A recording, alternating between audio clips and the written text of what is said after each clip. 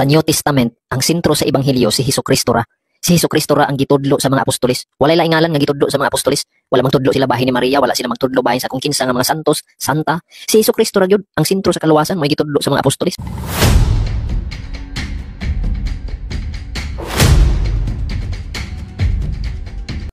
Basta half-truth ang presentation, mga sir o mga ma'am, dili gid sila makaabot o dili ta makaabot sa insakto ug tama nga pangunahuna subay sa pagtagad mahitungod sa pagturunan og doktrina sa ato ang Ginoong Jesucristo nga gitudlo niya diha sa iyang simbahan o sa mga nakasulat sa balaang kasulatan.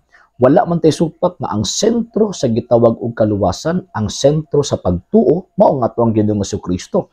Kaya ang Santa Iglesia Katolika Apostolika Romana, dako ang pagtuo, dako ang iyang tawag ini pagtulunan nga Christocentric. Buti pasabot si Kristo ang sentro sa tanang gitawag og pagtuo.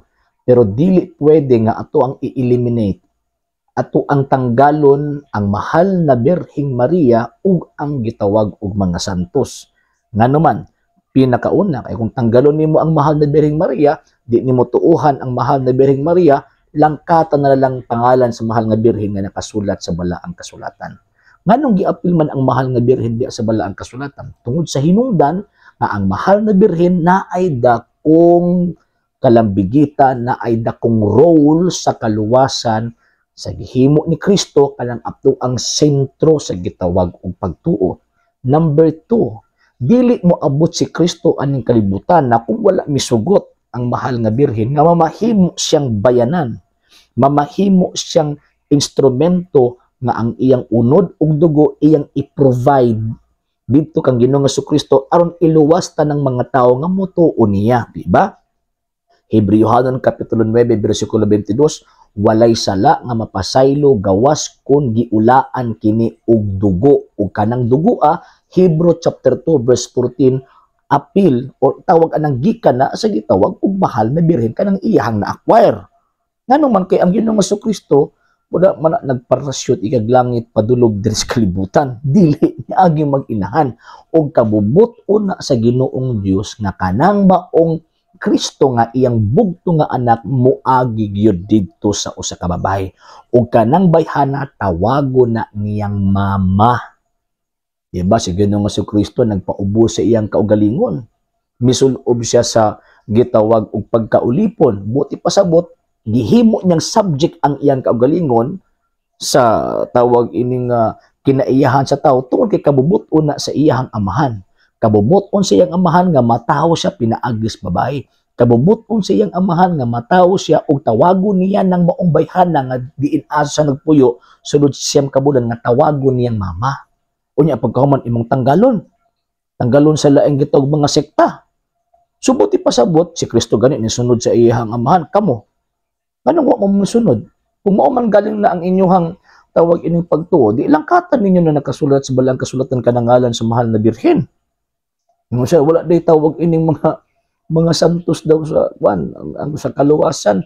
Tinuod bi apod na nga tawag ining ang mga santos dili sila ang manluluwas, pero ang mga santos makatabang sa kaluwasan. Nganuman, sumala pa na Ginoong Jesucristo ang nagdawat ninyo, nagdawat nako, nagdawat sa nagpadala kanako, ang nagsalikway kaninyo, nagsalikway kanako, nagsalikway sa nagpadala kanako.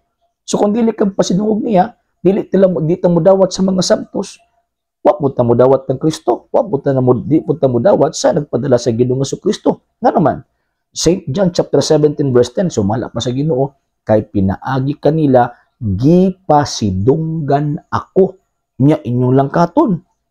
Ang tinuod na Kristo na ay inahan, ang tinuod na Kristo nag-provide og pagkasanto sa mga tao nga mituo, misunod og nagpakamatay sa iyang gitawag og pagtuo. Mao ni tinuod na Kristo. Kanang inyong Kristo anak na sa liking kawayan. Ngano man ni abot lag kalibutan nga walay inahan. Kanang inyong gitawag og Kristo puro lang siya lang. Kumbaga wala siya tawag ini mga santos nga iyang gitawag og mga kauban. Muna kanang inyong pundok, wala may mga santos, ngano man kay wala man mo tagai og grasya sa pagkasantos, muna kanang inyong pundok walay gitawag og santos. Bisan gani ng inyong founder posible gyud nga naabot na nag-impierno ngano man kanang inyong founder nagigupitensya man kang Ginoo nga Kristo, nagtukod mag-iyahang pundok, nagpaka-Kristo man po niya, tuupod mo. So mo nang maimpierno yun mo pag ang inyong tumanon kanang inyong gusto. Kung gusto mong malangit, tumana ang kabubuton ni Ginoo nga Kristo, tumano ninyo ang kagustuhan o kabubuton ni Kristo nga magpasakop ta siyang simbahan ug muilata sa iyang mama. Muila pud ta sa mga taong santos ngano man kay sumala pa ni Kristo kay pinaagi kanila mga santos gipasidunggan siya.